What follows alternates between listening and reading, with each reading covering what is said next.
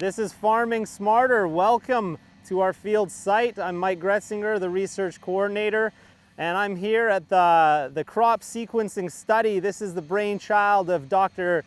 Slaski and Dr. Rany Kutcher, two complementary, very different scientists working out of Innotech Alberta and the University of Saskatchewan.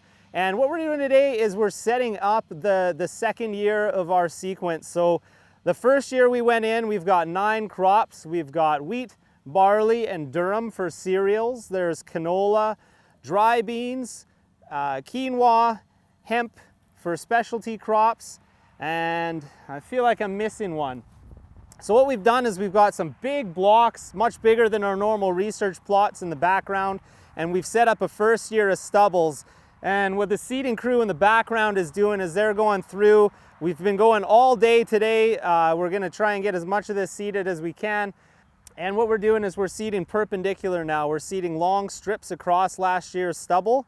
And so that's gonna give us an entire sequence of every phase possible. So 9 crops by 9 stubbles is gonna be 81 different plots that we have out here and combinations. And so you can see some really interesting things in this study. Once the crops start coming up, we'll start to see some of the nutrient deficiencies that come up. We'll get into some residue issues. Right now they're seeding canola, so when they go across some of our corn plots, we're going to see some residue issues and some differences in emergence there.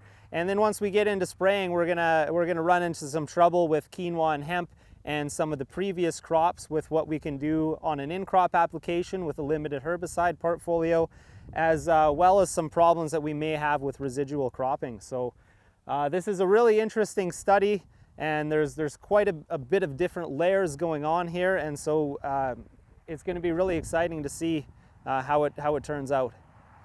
Some of the other things that we're doing with this study, there's an economic component, so we're looking at some of the different economic analysis of the different rotations. And then to the west of me, there's a whole block that we haven't seeded yet, so we've done 2 years there already, and now we're going to do a 3rd year only durum, and that's for the Rany Kutcher study. And what that's going to do is that's looking at different effects of the stubble management and the cropping rotation and the effect that that's going to have on leaf diseases and fusarium head blight. So we're really interested to see how that turns out.